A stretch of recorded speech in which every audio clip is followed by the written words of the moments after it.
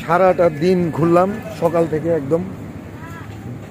এখন ঘুরে শেষ করে আমরা চলে আসলাম মাওয়াতে একটু খাওয়া দাওয়া করার জন্য, কারণ পেটে সবারই তো খিদায়।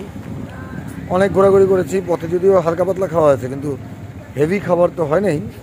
একটু ভালোভাবে খাওয়ার জন্য সবাই চলে আসছে, আর এরা সবাই মাছের পাগল। তো ইলিশ মাছ ভাজি, ইলিশ মাছের ডিম ভর্তা, ভাজি, বিভিন্ন রকম দিয়ে অনেক কিছু খাওয়া হবে। তো এখানে আমরা সবাই পার্কিং করেছি। এটা হচ্ছে নিরালা হোটেল অ্যান্ড রেস্টুরেন্ট মাওয়া।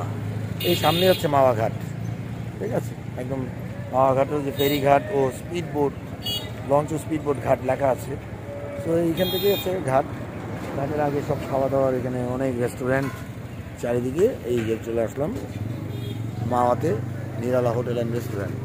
সেখানে বসে আমরা একটু খাওয়া দাওয়া করি, পরে আবার আপনাদের সাথে আরও কিছু শেয়ার করব।